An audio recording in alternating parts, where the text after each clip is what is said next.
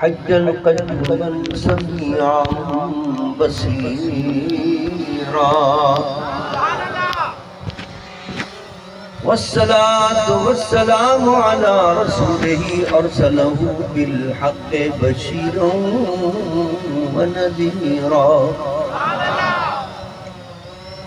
وعلى آله وأصحابه كثيرا كثيرا أما بعد فأعوذ بالله من الشيطان الرجيم بسم الله الرحمن الرحيم كنتم خير أمة أخرجت للناس تأمرون بالمعروف وتنهون عن المنكر وتؤمنون بالله ولو آمن أهل الكتاب لكان خيرا لهم منهم المؤمنون وأكثرهم الفاسقون صدق الله وصدق رسوله النبي الأمين الكريم ونحن على ذلك لمن الشاهدين والشاكرين والحمد لله رب العالمين إن الله وملائكته يصلون على النبي يا أيها الذين آمنوا صلوا عليه وسلموا تسليما اللهم صل على سيدنا ومولانا محمد وعلى آل سيدنا ومولانا محمد بعدد كل ذرة 100,000 مرة بلند آواز سے پڑھ لیجئے الصلاة والسلام علیکہ یا رسول اللہ تمام اذان پڑھیں الصلاة والسلام علیکہ یا حبیب اللہ بلند آواز سے الصلاة والسلام علیکہ یا رحمت للعالمین وعلى آلك وأصحابك يا شفيع المذنبين حمد و صلاة کے بعد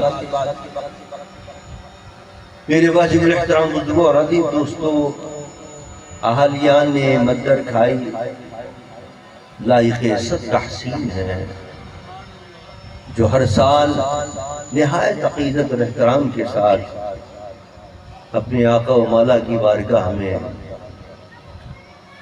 نذران عقیدت پیش کرنے کے لیے یہ خوبصورت محفل سجاتے ہیں آج بھی اسی محبت کے ساتھ اسی ارادت اور عقیدت کے ساتھ انہوں نے یہ محفل سجائی ہے میری دعا ہے کہ اللہ اے رب کائنات جنہوں نے اس محفل کے انعقاد میں حصہ لیا ہے تعاون کیا ہے دامے درہمے سخنے اے اللہ ان سب کو دین اور دنیا کی برکتیں عطا فرما اور دارین کی ترقیاں عطا فرما اور کل قیامت کے دن حضور کی شفاعت نصیب فرما قرآن کی میں نے ایک مشہور اور معروف آیت مقدسہ تلاوت کی اللہ فرماتا ہے کنتم خیر امت اخرجت للناس تأمرون بالمعروف وتنهون عن المنکر سبحان اللہ تم سب سے بہترین امت ہو خیر امم ہو امتوں میں سب سے بہتر امت ہو اور تمہیں اس لیے لایا گیا ہے تمہیں اس لیے ظاہر کیا گیا ہے تاکہ تم نیکیوں کا حکم دو اور برائیوں سے روکو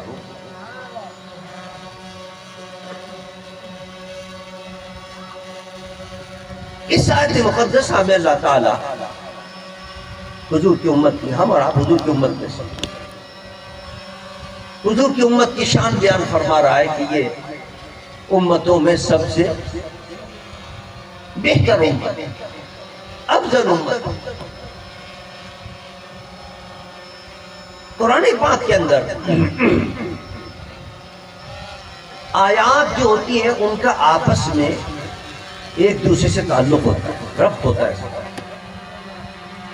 پچھلی آیت کا اس آیت سے تعلق ہوگا، اس آیت کا پچھلی آیت سے تعلق ہوگا، ربط ہوگا اس کا، ربط آیات۔ یہ بھی بڑا اہم فن ہے ربط آیات۔ تو یہاں جو اللہ نے فرمایا کنتم خیر امت، اس سے پہلے ایک آیت آئی ہے۔ اب دیکھنا یہ ہے کہ اس آیت سے اس آیت سے کیا تعلق ہے۔ کئی آیات آئی ہیں، میں دو آیتوں کا تعلق بتاؤں گا آپ کو۔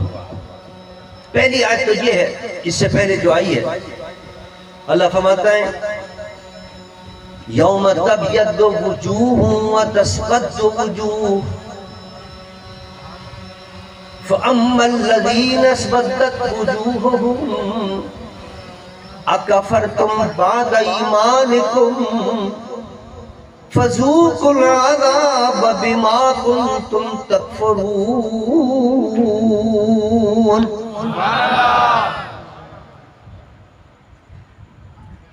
وَأَمَّا الَّذِينَ ابْيَضَّتْ وُجُوهُهُمْ فَفِي رَحْمَةِ اللَّهِ هُمْ فِيهَا خَالِدُونَ۔ سبحان اللہ۔ فرمایا کہ یوم تبیض وجوہ وتسود وجوہ، قیامت کے دن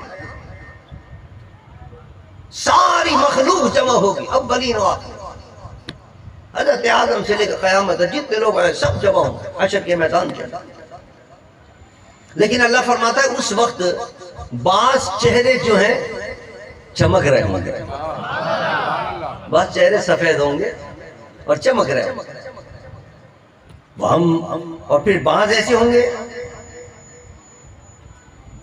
یوم تبیض وجوہ وتسود وجوہ، بعض چہرے کالے ہوں گے، سیاہ ہوں گے۔ جو کالے چہرے ہوں گے ان کا کیا حال ہوگا اور کیا کہا جائے گا ان سے؟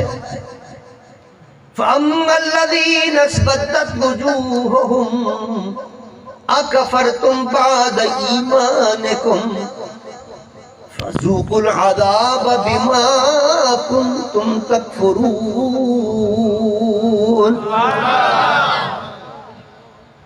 یہ تمہارے جو کالے چہرے ہیں نا اس لیے ہوئے کہ تم ایمان کے بعد کافر ہو گئے تھے، تم کفر کیا تھا، تم نے انکار کیا تھا، ایمان نہیں لائے تم، ایمان لانے کے بعد کافر ہو گئے تھے تم۔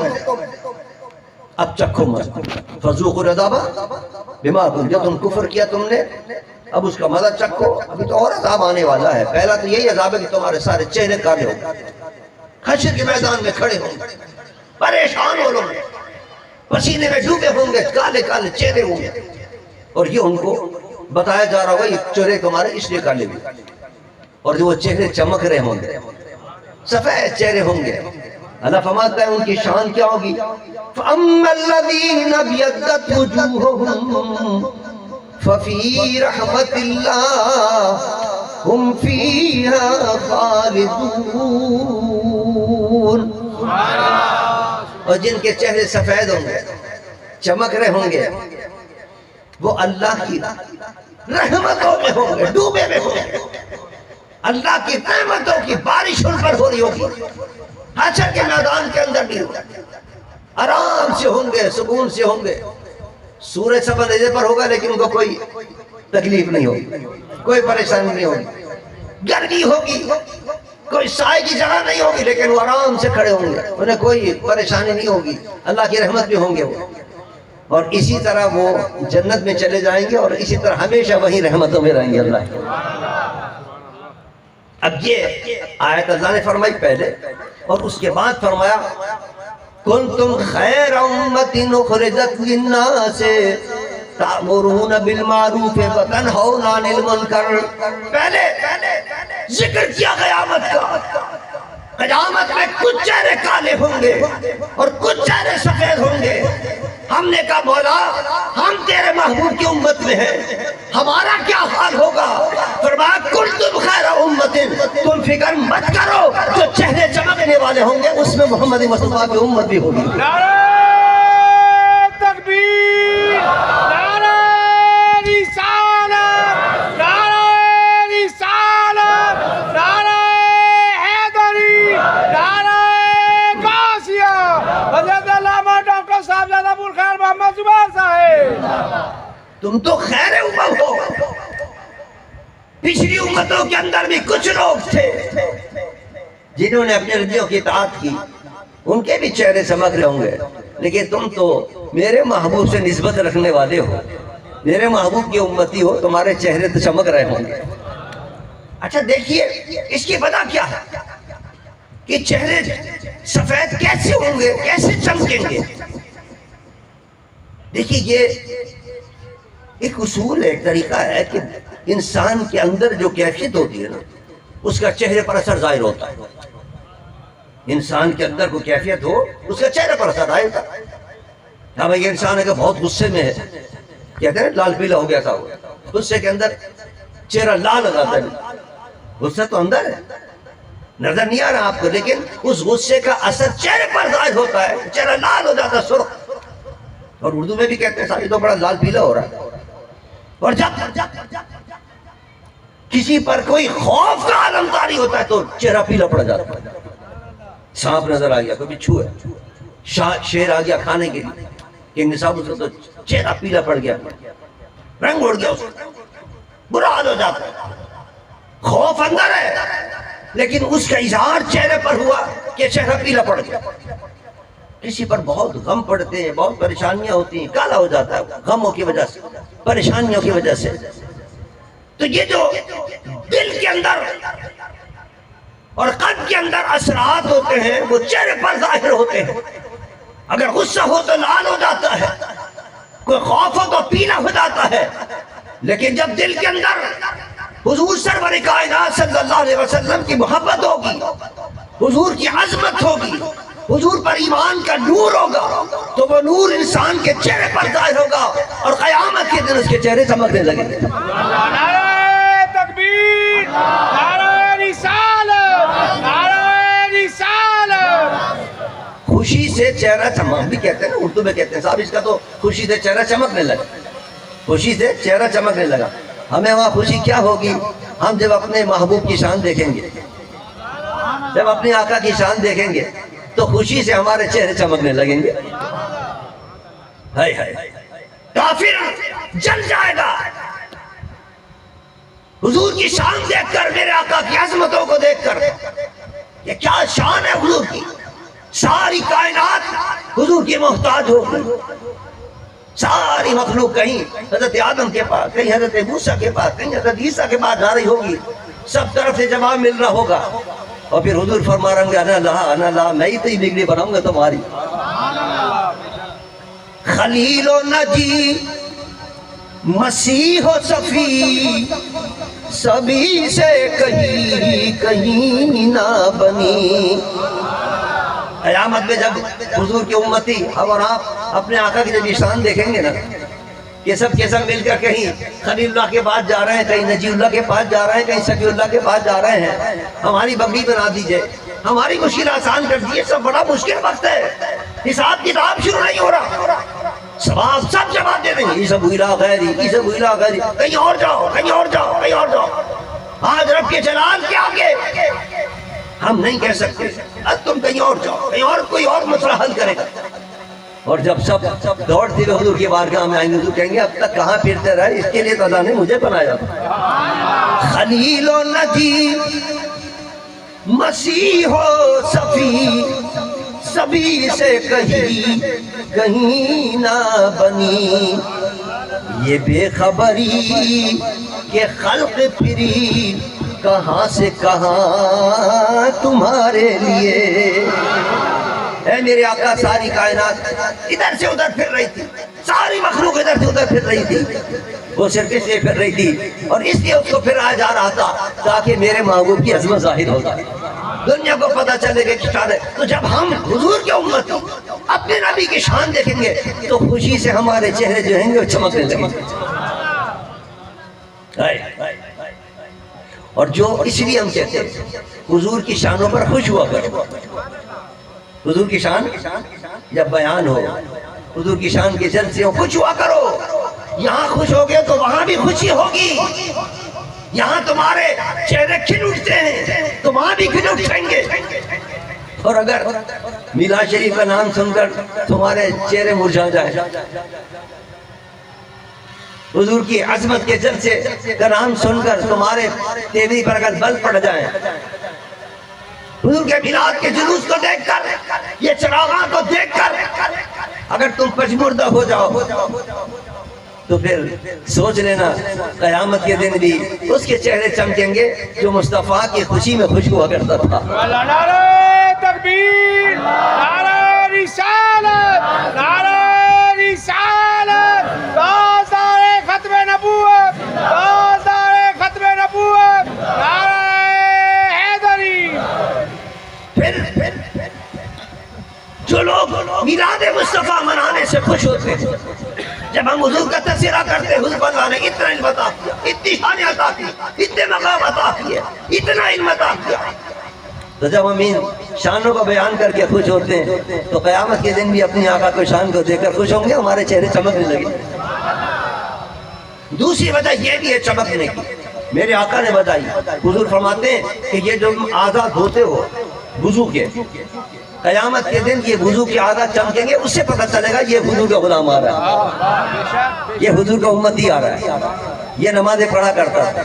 نمازیں پڑھو گے بات اسی کو پڑھو گے نا جب نماز کا وضو کرو گے، بغیر وضو کے تو نماز پڑھ نہیں سکتے. اور جب وضو کرو گے تو تمہارے جو وضو کے اعضاء ہیں، ہاتھ ہیں، منہ ہے، چہرہ ہے، پیر ہے جس کو دھوتے ہیں، وہ قیامت کے دن چمک رہے ہوں گے. پتہ چل جائے گا یہ حضور کے امتی آ رہے ہیں وضو کر کے. یہ وضو کیا کرتے تھے، وضو کے وجہ سے ان کے ہاتھ اور پیر چمک رہے ہیں. اس لیے بعض صحابہ کرام اور بعض اولیاء کرام اپنے وضو کے اعضاء کو ذرا زیادہ دھو لیا کرتے. ہم تو یہاں تک دھوتے ہیں نا کونی تک، وہ اوپر تک تھوڑا سا دھو لیا کرتے. کیوں؟ اس لیے کہ حضور نے فرمایا جو وضو جہاں جہاں پانی جائے گا اور جو وضو کے اعضاء ہیں وہ چمکیں گے، تو وہ کہتے ہیں کہ ہم آگے تک وضو کر لیں تاکہ ہمارا پورا ہاتھ چمکنے لگے. لیکن پتہ یہ چلا کہ امت مصطفیٰ کی نشانی جو اللہ نے فرمائی یوم تبیض وجوہ، جس دن چہرے چمک رہے ہوں گے وہ اس لیے چمکیں گے کہ وضو کریں گے. لیکن اگر کوئی شخص نماز ہی نہیں پڑھتا سرے سے تو اس کا چہرہ کیسے چمکے؟ نماز پڑھے گا تو وضو کرے گا نا، نماز ہی نہیں پڑھتا تو وضو کیسے کرے گا؟ اگر تم چاہتے ہو کہ قیامت کے دن ان لوگوں میں تمہارا شمار ہو کہ تمہارے چہرے چمک رہے ہوں تو نماز پڑھا کرو پابندی کے ساتھ، اور نماز کے لیے اچھی طرح کامل وضو کیا کرو. یہ تو ایک آیت ہے جس کے ساتھ اس کا تعلق ہے، میں نے آپ کو بتایا. ایک اور آیت مقدسہ بھی اس سے پہلے آئی ہے، وہ کون سی ہے؟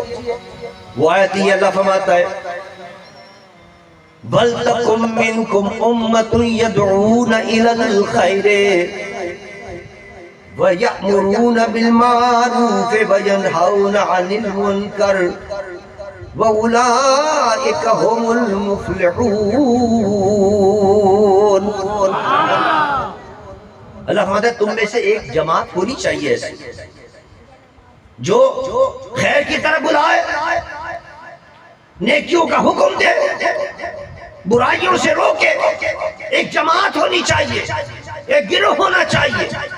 یہ اشارہ ہے علماء کی طرف، یہ اشارہ ہے محدثین کی طرف، یہ اشارہ ہے فقہاء کی طرف کہ تم لوگ بہت سے لوگ اپنے کاموں میں لگے رہتے ہیں. سب تو نہیں تبلیغ کر سکتے، سب تو ادھر نہیں کر سکتے، لہذا کچھ لوگ جو ہیں وہ مختص ہو جائیں جن کا کام یہ ہے کہ لوگوں کی ہدایت کریں، لوگوں کو راہ راست پر لائیں. جیسے ہمارے آپ کے مرشد، ہمارے آپ کے دادا مرشد حضور غوث پاک رضی اللہ تعالیٰ عنہ، حضرت عطا بشری حجویری رحمت اللہ علیہ، حضرت امام ربانی مدرس فرانی، یہ وہ ہیں اولیاء ہیں. کنتم خیر امت، انہوں نے اپنے آپ کو وقف کر دیا، ساری زندگی صبح سے لے کے شام اور شام سے لے کے رات تک اللہ کے دین کی اشاعت کیا کرتے تھے. اور اللہ کے پیغام کو پہنچایا کرتے تھے، یأمرون بالمعروف وینہون پر عمل کیا کرتے تھے۔ یہ آیت پہلے آئی۔ اب اس آیت کو سن کر ہو سکتا ہم یہ سوچیں کہ لیجیے صاحب اب تبلیغ کا کام دو، اور یا کہ سپرد ہو گیا، ہمارے پیر صاحب کے سپرد ہے، اب ہمیں تو کوئی تبلیغ کرنی نہیں، اب ہمیں تو کوئی کام کہنا ہی نہیں ہے کسی کو، ہمیں تو کوئی بات کہنی نہیں ہے کسی کو۔ اللہ اس کا جواب دینے کے لیے یہ آیت آگے لائی گئی، فرمایا کنتم خیر امت اخرجت للناس تأمرون بالمعروف وتنہون عن المنکر۔ ٹھیک ہے، اللہ کے بندیوں کا کام ہے، علماء کا کام ہے تبلیغ کرنا، لیکن اس کا مطلب یہ نہیں ہے کہ اپنی حیثیت کے مطابق، اپنے مرتبے کے مطابق تم بھی تبلیغ کا کام چھوڑ دو۔ تمہارے گھر کے اندر تمہارے بچے ہیں، تم پر فرض ہے کہ ان کو تبلیغ کرو، ان کو کیا نام راہ راست کے اوپر لاؤ، ان کو نماز کی بات بتاؤ۔ تمہارے پڑوس کے اندر کوئی ہے، اس کو بتاؤ کہ کیا عقیدہ رکھنا ہے اور کون سا غلط عقیدہ ہے اور کون سا صحیح عقیدہ ہے۔ تمہارے خاندان کے اندر کوئی ہے، اس کے اوپر تمہارا فرض ہے کہ تم اس کو بتاؤ میاں غلط راستے پر چل رہے ہو، یہ راستہ صحیح نہیں ہے، ہمارے مرشد نے یہ راستہ بتایا، اس راستے پر آ جاؤ۔ تو کنتم خیر امت کہہ کے یہ بتا دیا کہ بے فکر نہ ہو جانا کہ ہمارا سارا کام ہمارا مرشد کر رہا ہے، بلکہ کچھ تمہاری بھی ذمہ داری ہے کہ اپنی اولاد کو بھی، اپنے گھر والوں کو بھی، اپنے پڑوسیوں کو بھی، اپنے رشتہ داروں کو بھی راہ راست پر لاتے رہا کرو۔ نعرہ تکبیر، نعرہ رسالت، نعرہ رسالت، نعرہ حیدری، آستان علی اکبر شریف، حضرت علامہ ڈاکٹر صاحبزادہ ابوالخیر محمد زبیر صاحب۔ وجہ کیا ہے؟ حضور فرمائے ایک زمانہ آئے گا، ہاتھ پہ انگارہ رکھنا آسان ہوگا، دل میں ایمان رکھنا مشکل ہو جائے گا۔ لوگ آئیں گے آپ کو تبلیغ کے نام پر بہکائیں گے، ارے نہیں چلو ہم تبلیغ کریں گے، ٹی وی پر بیٹھ جائیں گے مفکر بن کر اور کہیں گے کہ یہ قرآن میں آیا ہے، یہ حدیث میں آیا ہے، قرآن کی غلط تعبیریں کریں گے، حدیث کے غلط معنی بیان کر کے لوگوں کو گمراہ کریں گے۔ اپنے مرشد کے دامن سے وابستہ رہو، اپنے آستانوں سے وابستہ رہو، اور جو مرشد بات بتائیں اس کو اپنے گھر تک بھی پہنچاؤ، اپنے بچوں تک پہنچاؤ، اپنے گھر والوں تک پہنچاؤ، اپنے خاندان والوں تک پہنچاؤ، ان کی عقیدہ درست کرو، اور جو عمل کا سبق دیں وہ عمل کے لیے بھی اپنے بچوں کو کہ میاں نماز پڑھا کرو پابندی کے ساتھ۔ یہ کام بھی لازمی ہے آپ کو کرنا، بے فکر نہیں ہو جائے کہ سارا کام ان کے سپرد ہو گیا۔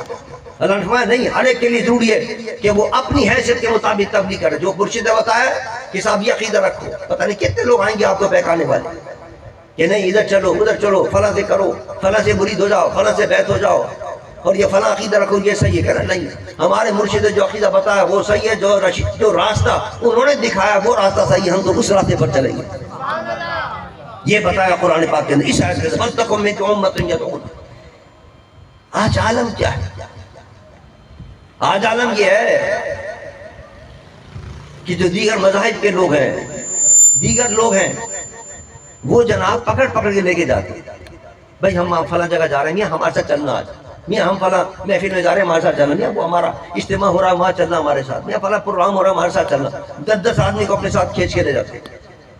لیکن یہ ہمارا عرس ہوا پرسوں، جتنے مخلصین تھے پرانے بھائی آئے، کسی ایک مخلص نے کسی سے کہا اپنے گھر والوں کو جو کبھی نہیں گیا ہو کہ میاں چلو تو صحیح، ذرا دیکھو تو صحیح کیسی اللہ کی رحمتیں برستی ہیں اس عرس کے اندر۔ کوئی گیا یہ کہہ کر اپنے کسی خاندان والے کو لے کے گیا، اپنے کسی پڑوسی کو لے کے آیا، اپنے کسی رشتہ دار کو لے کے آیا؟ میں نے تو یہ دیکھا ہے کہ رشتہ داروں کے اندر اگر کوئی بد عقیدہ ہے، رشتہ داروں کے اندر کوئی غلط عقیدہ رکھنے والا ہے، وہ مرتے دم تک اسی عقیدے پر رہے گا، لیکن ہمارا آدمی کبھی اس کی اصلاح کی کوشش نہیں کرے گا، اور ہمارے خاندان کے اندر اگر کوئی غلط عقیدہ رکھنے والا آ جائے تو سارے خاندان کو بگاڑ دیتا ہے۔ وہ کرتے ہیں بات، لیکن افسوس ہم نہیں کرتے۔ ہمیں قرآن یہ سکھا رہا ہے وَلْتَكُن مِّنكُمْ أُمَّةٌ يَدْعُونَ إِلَى الْخَيْرِ، خیر کی طرف آیا کرو، وَيَأْمُرُونَ بِالْمَعْرُوفِ، اچھائی کا حکم دو، وَيَنْهَوْنَ عَنِ الْمُنْكَرِ، اگر کوئی غلط عقیدے پر ہے، غلط راستے پر ہے، غلط کام کر رہا ہے، روکو اس کو کہ میاں یہ عقیدہ تمہارا درست نہیں ہے، یہ جہنم میں لے جانے والا عقیدہ ہے، یہ تم کیا باتیں کر رہے ہو، توہین کر رہے ہو، ہم بھی اولیاء کی توہین کر رہے ہو، صحابہ کی توہین کر رہے ہو، اہل بیت کی توہین کر رہے ہو، اللہ کے پیارے مقبولوں کی توہین کر رہے ہو، غلط کام کر رہے ہو، نماز کیوں نہیں پڑھتے؟ بتاؤ لوگ، اگر کسی کا عمل درست نہیں تو اس کے عمل کو صحیح کرو، اگر کسی کا عقیدہ درست نہیں تو اس کے عقیدے کو درست کرو. یہ کام ہے جو یہ نہیں صاحب نہیں پیر صاحب کریں گے سارا کام. ہاں اگر کوئی علمی بات کرنی ہو، کوئی اگر نہیں مانا پیر صاحب یہ بات یہ پھر اسی لیے بناتے ہیں کہ وہ بتائے گا قرآن کی روشنی میں، حدیث کی روشنی میں آپ کو کہ کون سا عقیدہ درست ہے کون سا صحیح ہے. لیکن آپ کے بھی اپنی ذمہ داریاں ہیں کہ آپ اپنے گھر والوں کو بھی راہ راست پر لائیں. کبھی آپ نے اپنے بچے کو کہا کہ بیٹا جاؤ نماز پڑھو؟ حضور فرماتے ہیں اگر کوئی شخص اس کا بچہ اگر 7 سال کا ہو جائے اس کو چاہیے کہ اپنے بچے کو ڈانٹ کر نماز پڑھا، اور اگر 10 سال کا ہو جائے تو مار کے نماز پڑھا. لیکن ڈانٹنا تو بہت دور کی بات ہے. کبھی پیار سے بھی نہیں کہتے بیٹا نماز تو پڑھ لو، کوئی کام تو کر. تو اپنے کام کے لیے 10 مرتبہ کہیں گے فلاں جگہ چلے جاؤ، گائے کو چارہ ڈالی ہو، جا کے کھیت میں چلے جاؤ، وہاں چارہ کاٹ کے لے آؤ، فلاں کام کر لو فلاں کام کر لو. لیکن 2 منٹ لگتے ہیں، 4 منٹ لگتے ہیں 4 رکعت نماز پڑھنے کے اندر، اس کے لیے نہ ہم خود پڑھتے ہیں نہ اپنے بچوں کو کہتے ہیں. یہ وَلْتَكُن مِنْكُمْ أُمَّةٌ کے اندر اللہ تعالیٰ حکم دے رہا ہے کہ اگر تم خیر امت بننا چاہتے ہو، افضل امت بننا چاہتے ہو، سب سے بہتر امت بننا چاہتے ہو، تو خیر امت وہی کہلائے گا کہ جو اس پر عمل کرے گا کہ خود بھی نیکیوں پر آ جائے، خود بھی عقیدے صحیح رکھے، اور اپنے جو ماتحت لوگ ہیں ان کے بھی عقیدے درست کرنے کی وہ کوشش کرے. اگر آپ کا کوئی ادارہ ہے، آپ کے تحت کوئی کام کرتا ہے،